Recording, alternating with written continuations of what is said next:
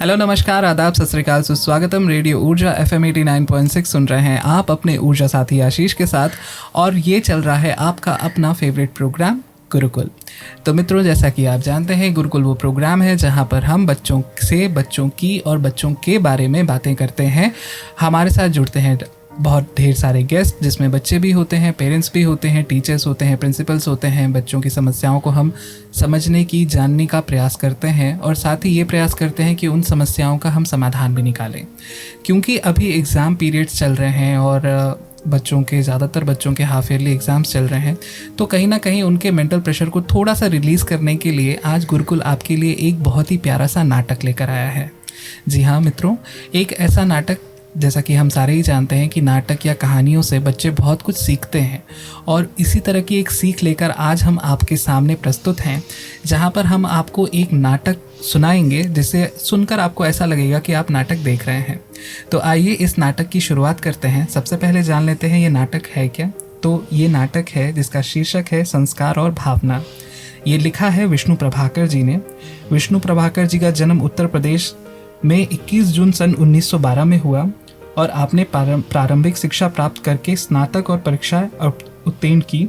कुछ समय तक इन्होंने पंजाब सरकार के कृषि विभाग में कार्य किया, और फिर बाद में ये नौकरी छोड़कर लेखन कार्य में संलग्न हो गए। श्री विष्णु प्रभाकर जी बहुमुखी साहित्यकार थे। इन्होंने साहित्य के अनेक विधाओं जैसे कहानी, उपन्यास, नाटक, एकांकी आदि पर अपनी लेखनी चलाई। 11 अप्रैल सन 2009 को इनका देहांत हो गया। प्रभाकर जी की सभी रचनाओं में मानवतावादी दृष्टिकोण मुखरित हुआ। इनको एकांकी, समस्या प्रधान तथा मानव प्रकृति से ओतप्रोत तथा भावनात्मक गहराई से संबंधित है।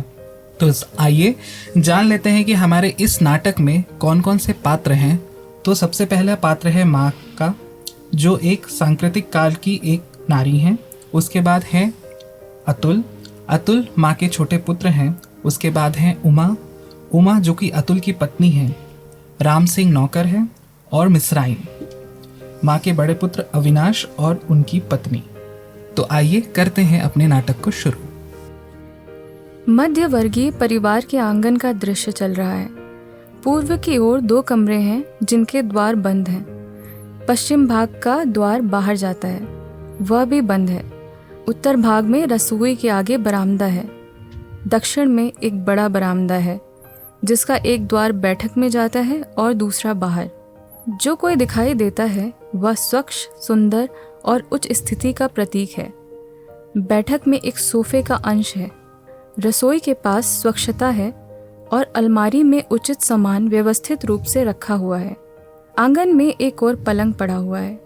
दूसरी ओर 2 कुर्सियां और एक छोटा सा टेबल पर नाश्ते का खाली बर्तन पड़ा है। पलंग पर उमा लेटी है। वह युवती और रूपवती है। कोहनी पर भार टिकाए शून्य की ओर देख रही है। साड़ी अस्त व्यस्त है। कुंडलाकर कर्णफूल केशों से होकर कपोल पर आ गया है। आगे एक खुली पुस्तक है। वह पढ़ते पढ़ते सोच रही है। सहसा वह धीरे से फुसफुसाती है। उमा, पुस्तक पढ़ते हुए जिन बातों का हम अपने से बातें करती सी, जिन बातों को हम प्राण देकर भी विरोध करते हैं, करने को तैयार होते हैं, एक समय आता है वे ही बातें हम चुपचाप स्वीकार कर लेते हैं। फुसफुसाकर वह पुस्तक देखती है, फिर शून्य में दृष्टि गाड़ देती है। उसकी आंखें गंभीर हैं। उसके मुख पर आने वाली संध्या की रक्तिम आभा सौंदर्य बिखेर रही है। वह इतनी खोई हुई है कि नौकर रसोई से के बरामदे में आकर बर्तन उठा ले जाता है, पर वह नहीं देखती। उसका सिर उसी तरह खुला रहता है, और दिवा के किरण कर्णफूल पर चमकती हैं। उसी चमक में केशों की स्निग्धता उभर आती है। तभी पश्चिम वाला बाहर का द्वार खुलता है। माँ अंदर आती हैं। वे वृद्धा हैं। उनका मुख वेदना से पूर्ण है। आंखों में पीड़ा है और शरीर में थकान। उन्होंने साड़ी पर गर्म चादर ओढ़ी है।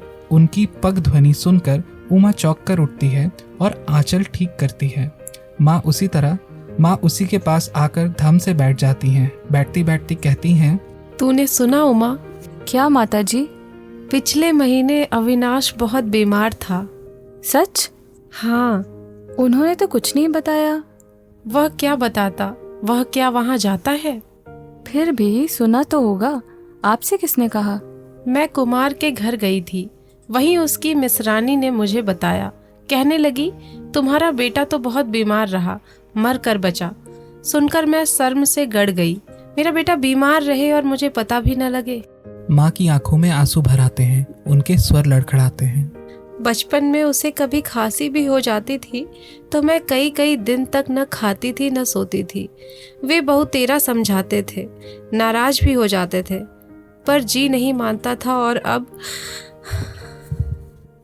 आगे नहीं बोला गया। वो फूट फूट कर रोने लगी। उमा करुणा से द्रवित होकर उनको संभालती है। सांत्वना से भीगा स्वर से उमा कहती है, माता जी, रो मत। इसमें आपका क्या अपराध है? अपराध और किसका है? सब मुझी को दोष देते हैं। मिसराइन कहती है, बहू कैसी भी हो, पर अपने प्राण देकर उसने पति को बचा लिया है। अकेली थी, पर किसी के आगे हाथ पसारने नहीं गई। केवल 1-2 बार मिसरानी ने दवा ला के दी थी, वरना स्वयं दवा लाती थी।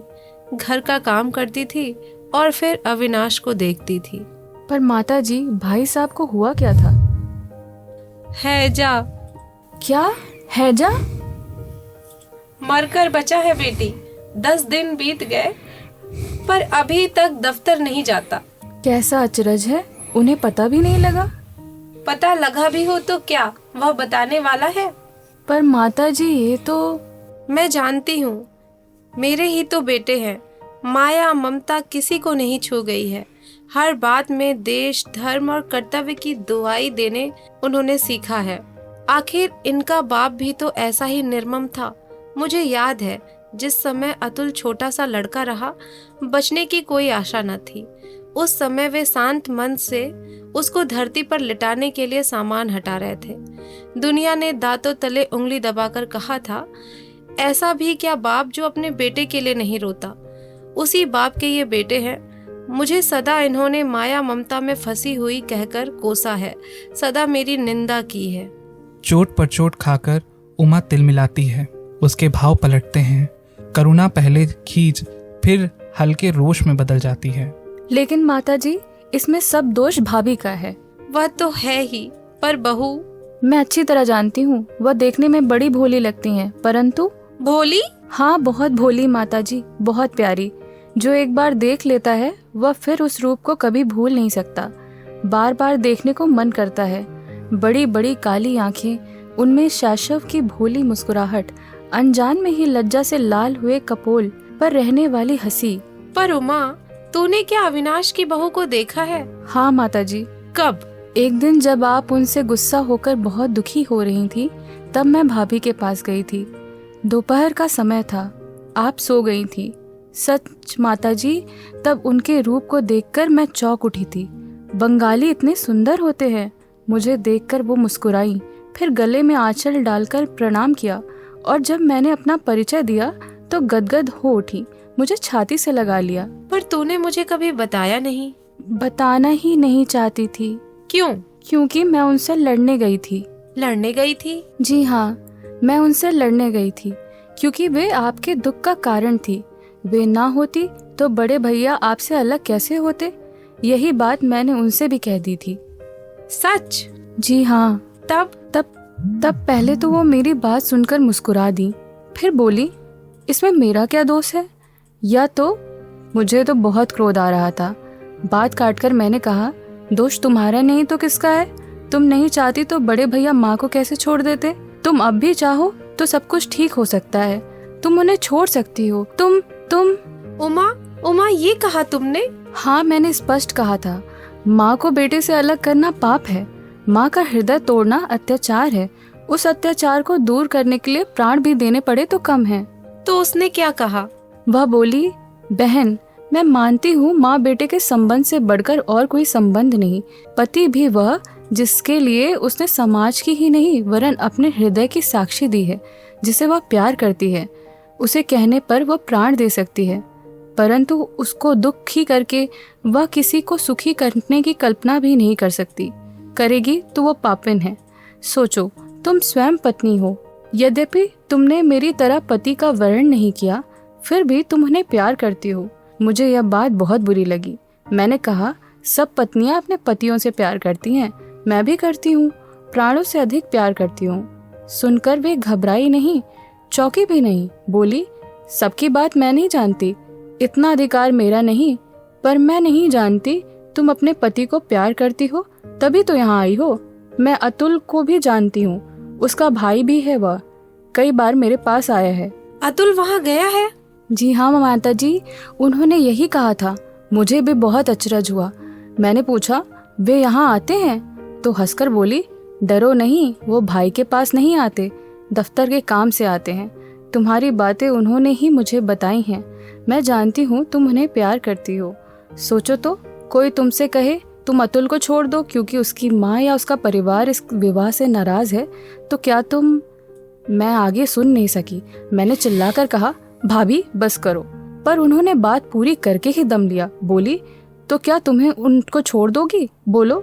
तो मैंने त्रस्त होकर कहा, नहीं भाभी, मैं नहीं छोड़ सकूंगी, चाहूँ तब भी। सुनकर वे मुस्कुराईं और कहने लगी, अच्छा छोड़ो इन बातों को, अब तो आई हो, अभी ले बैठी ये पचड़ा, आओ अंदर चलें। पर माताजी, मुझे जाने की इच्छा नहीं हो रही थी। मुझे न जाने कैसा लग रहा था। मेरा अंतर मन कांपने लगा। मैं उन्हें देखती थी तो जैसे मोहनी सी छा जाती थी। मैं थी बाहर भी और नहीं भी। मोहग्रस्त आदमी होता है और नहीं भी होता, पर हुआ यही, वह नहीं ठहरी, वह पुकारती ही रह गई। तो तुम चली आई? हाँ। कहते हैं चेतन से अचेतन अधिक शक्तिशाली है, उसमें अधिक आकर्षण है, इसलिए तुम एक दूसरे के प्रति खिंचे, चाहे वह प्रेम था चाहे घृणा थी, पर असल बात रक्त के खिंचाव की थी। वह होकर रही। काश कि मैं संस्कारों की दासता से मुक्त हो सकती, हो पाती तो कुल, धर्म और जाति का भूते मुझे तंग न करता और मैं अपने बेटे से न बिछुड़ती। स्वयं उसने मुझसे कहा था, संस्कारों की दासता सबसे भयंकर शत्रु है। यह बड़े भैया ने कहा था?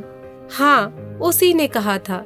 मैंने उसे बहुत समझाया, अपने प्रेम की दुहाई दी, पर वह सदा यही कहता रहा, माँ संतान का पालन माँ बाप का नैतिक कर्तव्य है। वे किसी पर एहसास नहीं करते, केवल राष्ट्र का ऋण चुकाते हैं। वे ऋण मुक्त हों, यही उनका परितोष है। इससे अधिक मोह है, इसलिए पाप है। पर मैं क्या करूं? मैं जो इससे अधिक है उसी को पाने के लिए आतुर हूँ। मैं ही क्या, सभी माता पिता यही चाहते हैं। तभी मैं समझाती हूँ, उस डाकिया ने मेरे बेटे को मुझसे छीना है, पर वास्तव में दोष उसका नहीं है। माताजी, मुझे भी ऐसा ही लगता है। अतुल का प्रवेश। स्वस्थ युवक, सांवला रंग, मुख पर दृढ़ता और आंखों में सौम्यता। उसे देखकर उमा उठती है, क्षण भर उसे देखती है। वह सदा की तरह शांत है, फिर रसोई की ओर चली जाती है। अतुल सीधे आकर कुर्सी पर बैठ जाता है और माँ को देखकर कहता है, क्या बन रहा है माताजी? तूने सुना? क्या? अविनाश बहुत बीमार था। हाँ, उन्हें हैजा हो गया था। तू जानता था? हाँ। तूने मुझसे कहा तक नहीं। तुमसे कहता? क्यों? क्यों? क्या मैं उसकी माँ नहीं थी? माँ तो हो, पर सुनकर क्या करती? क्या उसके पास जाती? माँ सहसा जवाब नहीं देती। अतुल फिर कहता है, मैं जानता था तुम वहां नहीं जा सकोगी, और जाने से भी क्या होता? जब तक तुम उस नीची श्रेणी की विजातीय भाभी को घर नहीं ला सकती, तब तक प्रेम और ममता की दुहाई व्यर्थ है। तुम सब निर्मम हो, निर्मम। मैं निर्मम हूँ? निर्मम नहीं, कायर भी। जिन संस्कारों में तुम पली हो, उन्हें तोड़ने की शक्ति तुम में नहीं है माँ। उमा फिर प्रवेश करती है। उसके हाथों में चाय की ट्रे है, जिसे वह कमरे में ले जा रही है, पर बात सुनकर रुकती है। कहती है, लेकिन आप में तो है, आप तो वहाँ गए होंगे। मुझे वहाँ जाने का कोई काम नहीं था, इसीलिए नहीं गया। आप भी नहीं तू भी नहीं गया? जाकर क्या करता? भाई के मरने का समाचार सुनकर भी आपका हृदय नहीं पसिजता? उमा, यदि तुम्हें भाई साहब को जानती हो तो ऐसी बात नहीं करती। मुझे तो क्या, वो मेरे डॉक्टर को भी अपने पास नहीं आने देते। लेकिन फिर भी आप उनके भाई थे, आपको देखकर उन्हें शांति मिलती। वे राम सिंह, पानी ले आना। शीघ्रता से कोई चलता है, आवाज आती है।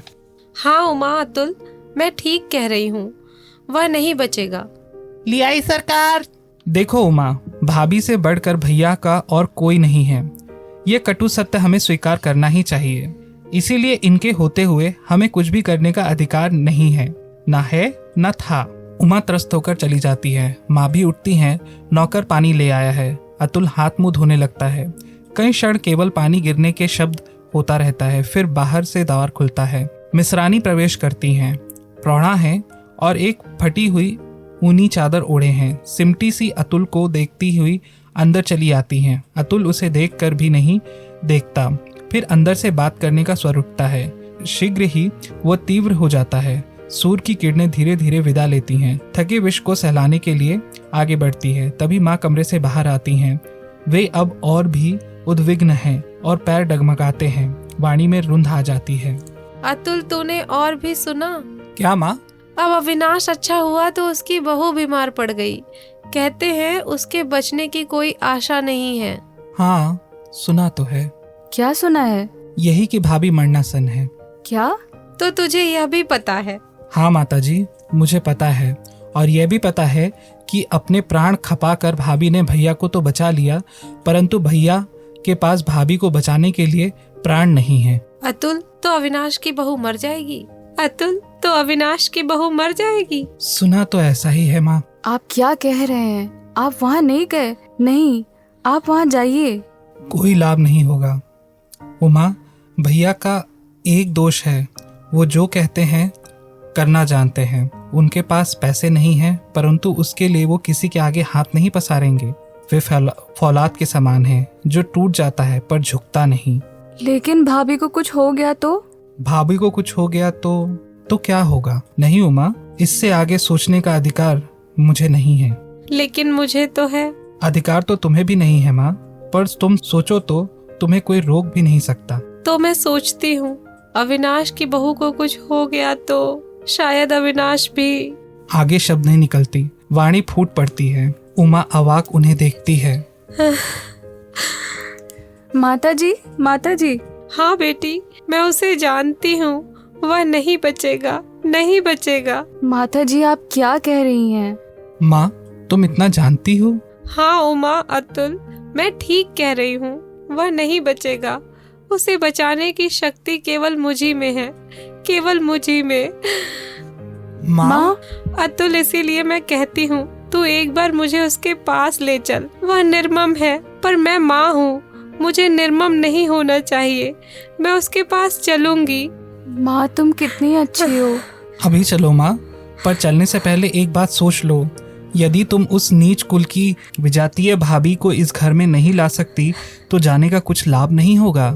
जानती हूँ अतुल, इसीलिए तो जा रही हूँ। ऐसी बात है तो चलो माँ, अभी चलो। राम सिंह, तांगा लाओ अभी इसी वक्त। और उमा, तुम भी चलो शीघ्र। उमा कहता हुआ वो बड़े कमरे में होकर बाहर जाता है।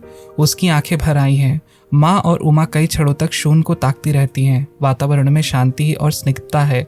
सहसा उमा को पुस्तक का वाक्य याद आता है। वो फुसफुसाती है, जिन बातों का हम प्राण देकर भी विरोध करने को तैयार रहते हैं, एक समय आता है जब चाहे किसी भी कारण से हो, हम उन्हीं बातों को स्वीकार कर लेते हैं। उसका मुख प्रकाश से मुखरित हो उठता है। नौकर ने पीछे से स्विच दबा दिया। तो मित्रों, ये था हमारा आज का नाटक संस्कार और भावना। जी हाँ मित्रों, हमें कई बार जीवन में ऐसी परिस्थितियों का सामना करना पड़ता है जहाँ पर हमें कुछ सीखी सिखाई बातों से अलग हटके जो हमारा मन या हमारी भावनाएं कहती हैं उसके बारे में हमें सीखना पड़ता है। तो मित्रों, जैसा कि हम चाहते हैं बच्चों के अंदर भी ये फीलिंग्स जो हैं, जो माता पिता के प्रति या फिर जो हमारे परिवार या संयुक्त परिवार में जो एक संस्कार और भावनाएं जो दिखती हैं, जो सारे सबके अंदर दिखती हैं, वो उसका एक प्रतिपादन जो है वो हमारे बच्चों में, हमारे जो भी टीनेजर्स हैं, बच्चे हैं, उनके अंदर भी ऐसे ही होता रहे। तो मित्रों, इसी के साथ आज के अपने इस गुरुकुल कार्यक्रम को हम यहीं पर समापन की ओर ले चलते हैं। आशा करते हैं कि हमारे द्वारा की गई ये नाट्य प्रस्तुति आपको काफ़ी पसंद आई होगी। ऐसी ही ढेर सारी जानकारी, मज़ेदार बातें, कहानियाँ, किस्से और हाँ, गेस्ट के साथ मेल जोल और उनकी समस्याओं को सुनना, बच्चों से मिलना, ये सारी चीज़ें हम गुरुकुल प्रोग्राम में करते रहेंगे। और आशा यही करेंगे कि आपको हमारा हर एपिसोड, हर एपिसोड, हर प्रोग्राम काफ़ी अच्छा पसंद आए। तो मित्रों, इसी के साथ दीजिए आज के अपने ऊर्जा साथ आज के लिए। और इस नाट्य प्रस्तुति में जो माता जी का किरदार निभा रही थी वो थी हमारी प्रगति जी, और उमा के किरदार में थी आप हमारी आरजे कांशा मैम, और अतुल के किरदार को मैं ऊर्जा साथी आशीष निभा रहा था। और हम सब ने आपके लिए ये छोटी सी प्रस्तुति प्रस्तुत की है, और आशा यही है कि आपको ये नाट्य प्रस्तुति काफ़ी ज़्यादा पसंद आई होगी। इसी के साथ आज के लिए हमें दीजिए इजाज़त। कल फिर मिलेंगे एक नई संरचना, एक नए मुद्दे के साथ। तब तक के लिए सुनते रहिए आपका अपना रेडियो ऊर्जा FM 89.6 ऊर्जा धानी, आपकी वाणी। सुन रहे थे आप प्रोग्राम गुरुकुल।